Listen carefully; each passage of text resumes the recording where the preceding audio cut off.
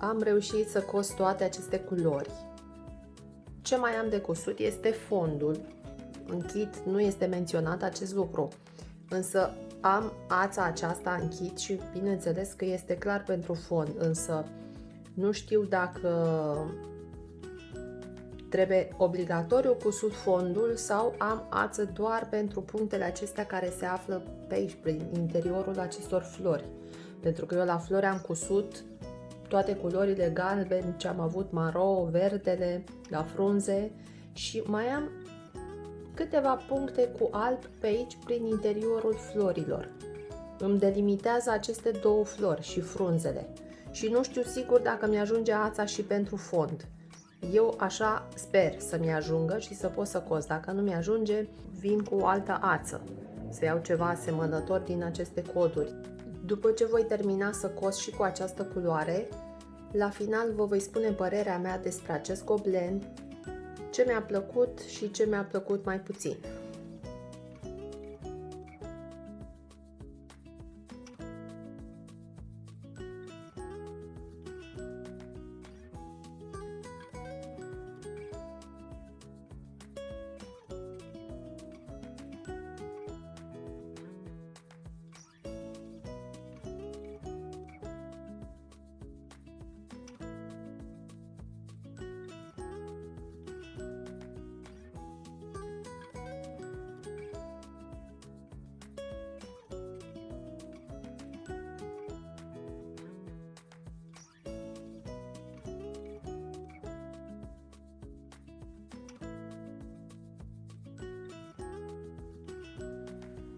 Atunci când am pus pionezele, le-am pus aproape de fond, iar acum va trebui să le desfac pentru a putea să cos.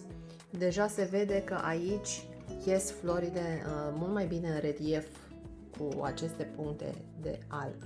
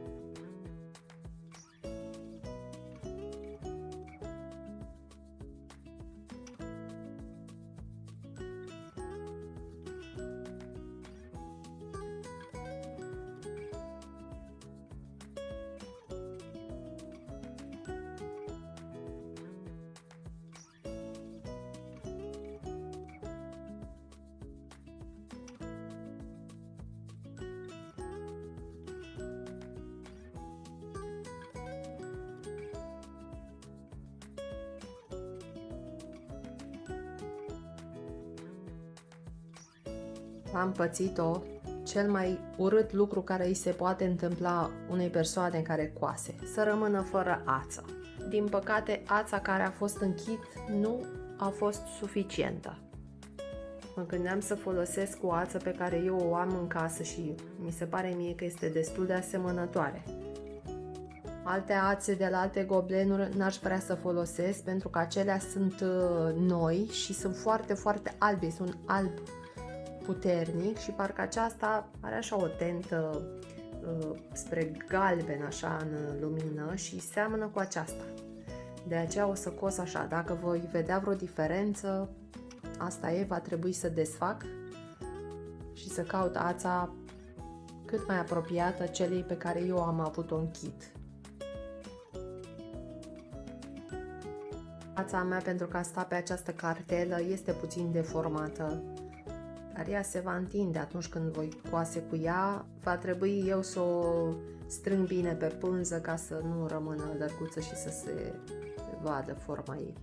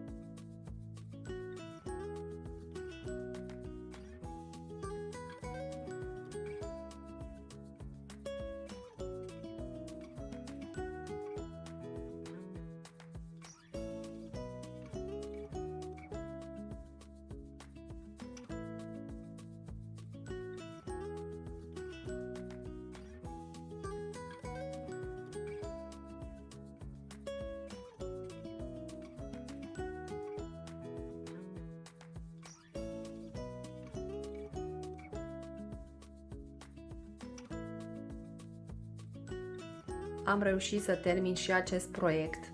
Pânza a fost foarte ușor de lucrat, pentru că are ochiurile foarte mari, se intră cu mare ușurință printre aceste găuri cu acul și cu ața. Am avut momente când îmi scăpa acul din mână, pentru că trebuia să duc acul foarte bine și să-l sprijin în urechea acului ca să stea bine înfipt în gaură, altfel aluneca acul, pentru că e puțin mai subțire față de ochiul pânzei. Însă, în rest, n-am avut nicio problemă, nici să deosebesc culorile, nici să văd găurile. Am cusut foarte ușor. Faptul că am filmat, într-adevăr, m-a făcut să cos puțin mai lent, ca să fiu sigură că văd foarte bine ce am de cusut și să observ în același timp și ce filmez. Mă gândesc că dacă este să recomand pentru un începător o pânză, clar ar fi aceasta. Mă gândeam în timp ce coseam, da, vreodată când voi avea o problemă cu ochii sau să spun că nu o să mai văd atât de bine așa cum pot să fac acum, să apelez la un astfel de tip de pânză. Că eu de aceea am și vrut să testez tipurile de pânză, să văd care este utilă în funcție de anumite situații. Lucrez de multe ori pe calculator și îmi obosesc ochii foarte rapid. Clar că în acele momente nu pot să cos o pânză măruntă, pentru că ochii mei obosesc mult mai repede și am tendința să nu mai văd așa de bine acolo unde trebuie să cos. Așa că pot oricând să apelez la un tip de pânză ca acesta, cu ochiurile foarte mari. Modelul este simplu, nu este ceva complicat. Sunt într-adevăr niște detalii, însă fiind ochiurile atât de mari, vedem foarte clar acele detalii De aceea nici nu am avut foarte multe explicații să vă ofer, pentru că nu au fost prea multe locuri dificile. Am întâlnit, ca și la alte tipuri de pânză imprimată, cam aceleași locuri cu fire colorate cu două culori, unde eu a trebuit să aleg sau să verific cumva care s-ar potrivi mai repede în acel loc, dar în rest tot ce am avut de făcut a fost să cos pe firul colorat al pânzei. M-am ghidat așa cum o fac eu de obicei, și anume după firul vertical. Mie mi-este mult mai ușor să urmăresc firul vertical al pânzei. A fost un loc unde am uitat să cos cu punctul jumătate de cruciuliță și am cusut 5-6 puncte, să spun, cu punctul de goblet. Am observat și eu când am urmărit ceea ce am înregistrat și atunci mi-am dat seama ce am cusut și cum am cusut. Bineînțeles că pe spate se observă că este punctul de goblen. Se vede că acoperă altfel pânza, dar n-am mai stat să mai desfac, nu mă interesează să fie cusut perfect. Pentru că am cusut cu jumătate de cruciuliță, așa cum era indicat pe kitul cumpărat, vedem că firele pe spate sunt verticale, în funcție de cum am cusut. Aici unde am umplut fondul, se vede foarte bine că firul este drept. Am mai avut mici treceri în anumite zone, cel puțin în interiorul florilor, pentru că trebuia să fac foarte multe sărituri și am avut momente când n-am mai stat să întorc suportul, goblenul, ca să stau să ascund, să trec peste un punct, două acolo, și mai apar aici mici sărituri, dar în rest am cusut cât am putut eu de îngrijit. Am avut și o pățanie la final, mai aveam foarte puțin să termin culoarea albă și nu mi-a mai ajuns ața. Ața pe care eu am primit-o în kit mi-a fost de ajuns. La o singură culoare, la un galben, nu mi-a mai ajuns ața. Galbenul acesta puțin mai închis, mi-a ajuns fix.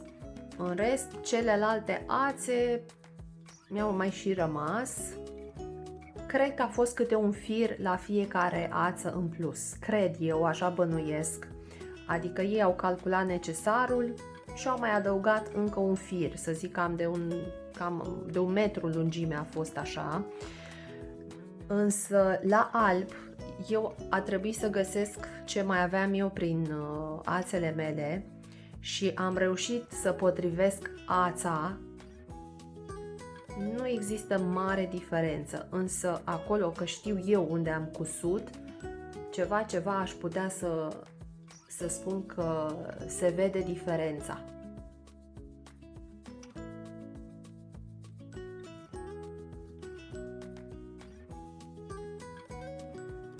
Până aici am cusut cu ața din kit și de aici încolo am cusut cu o altă ață. Nu este o diferență foarte mare, să fie ceva vizibil. Repet, știu eu lucrul acesta pentru că, bineînțeles, știu de unde am cusut și unde să mă uit. Însă, așa pe ansamblu, am avut mare baftă să găsesc ceva care să se potrivească. Codurile acestea pot fi utile, să zic, dacă aș vrea să fac rost de aceste ațe, însă la alb nu îmi arată niciun cod. Iar aici, nu știu de la firma aceasta dacă am unul dintre coduri să fie pentru culoarea albă. Dar m-am descurcat, asta contează, asta am vrut să vă spun, că m-am descurcat cu ce am avut eu rămas prin casă. Când am primit kitul, am avut aici pe spate aceste instrucțiuni. Mi se menționa să lucrez cu jumătate de cruciuliță și am avut aici imaginile puțina care să mă ajute așa să știu cum trebuie să cos acest punct. Dar dacă aș fi cusut cu punctul de goblen, clar nu mi-ar fi ajuns ața, cel puțin cred că la fond, nu știu dacă aș fi putut să cos jumătate din acest goblen. De aceea țin să subliniez, când achiziționăm un kit, este bine să ne străduim să facem ce scrie pe acel kit. Ne este recomandat să coasem cu jumătate de cruciuliță. Aici scrie în engleză half cross stitch, dar asta înseamnă, tradus în română, jumătate de cruciuliță. Cu acel punct să și coasem. La punctul de goblen este nevoie de o cantitate mai mare de ață, pentru că pe spate firul este mult mai întins, este oblic. Aici, pentru că firul este drept, este nevoie de mai puțină ață. Aici, cum mi-a intrat mie, de exemplu, se observă imediat că este punct de goblen, pentru că firul este mult mai lung. Aici, repet, a fost o greșeală. Nu mi-am propus eu să cos cu punctul de goblen.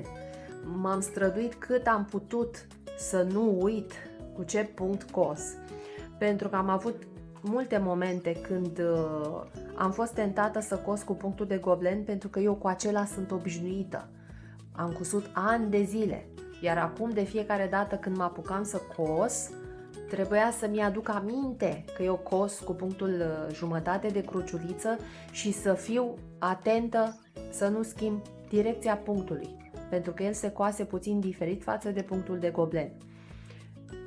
Aici am avut eu dificultate și am mai avut încă o dificultate prin faptul că a trebuit să mă chinui puțin să cos, în special în zonele unde zona în care eu coseam era foarte aproape de marginea gherghefului fix, adică aici pe margine, și în special când aveam de ascuns capetele, mi-a fost foarte greu. Dacă aveam o ramă mai mare, ar fi fost minunat. Nu aș fi avut problema asta, însă dacă așa s-a nimerit, rama aceasta am avut-o, a trebuit să merg până la capăt. N-a fost o problemă foarte mare, nu mi-a fost imposibil să cos, dar în zonele acelea coseam ceva mai greu. Acul intra mai greu și, bineînțeles, dificultatea cea mai mare era când trebuia să ascund capetele. De aceea încercam să țin cont atunci când aveam de terminat ața, mă străduiam să nu termin lângă ramă, ci să termin undeva mai în mijlocul modelului, ca să am mai mult spațiu să ascund capătul aței. Și cam astea sunt de spus la acest model. Am văzut pe internet că această firmă are foarte multe modele și pentru punct în cruciuliță și jumătate de cruciuliță, însă se găsesc foarte greu. Eu am găsit modelul acesta pe un site, v-am arătat în filmulețul când am făcut unboxing-ul, v-am pus acolo și un link de unde l-am luat.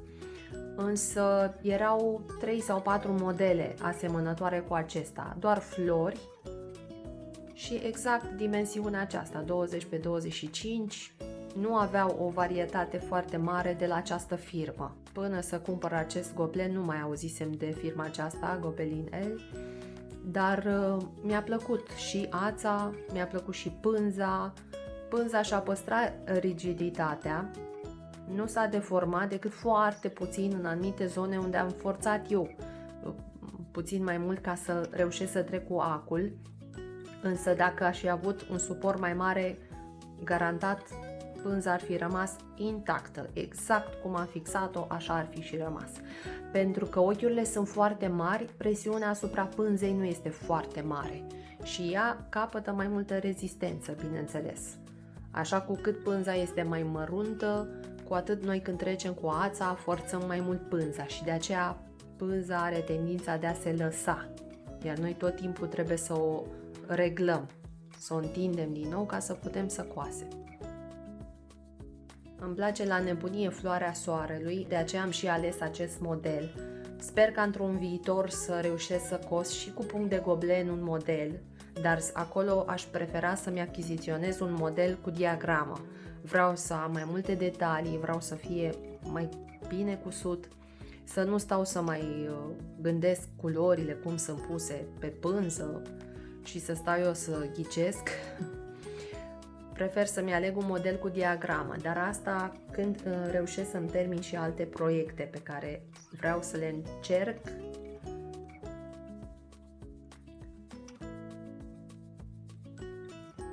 Ce este mai greu la această pânză de realizat atunci când se ascunde capătul aței este să reușim să trecem pe sub aceste puncte cusute.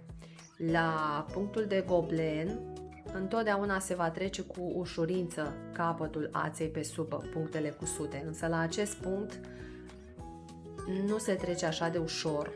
Eu aici, de exemplu, a trebuit să forțez aceste ochiuri și se vede că sunt puțin așa mai ridicate. De asemenea, aici, pentru că am avut foarte multe treceri, a trebuit să cos puțin mai larg, n-am cusut foarte strâmt sau n-am strâns foarte mult firul atunci când am cusut, pentru că am știut că voi face destul de multe treceri și am zis să nu mă chinui prea mult să ridic ochiurile, să le strâng pe față.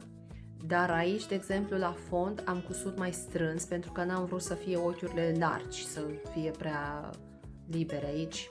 Dar am avut la un moment dat 2-3 puncte așa unde erau așa puțin mai ridicate, tocmai pentru că n-am reușit eu să le cos foarte strâns.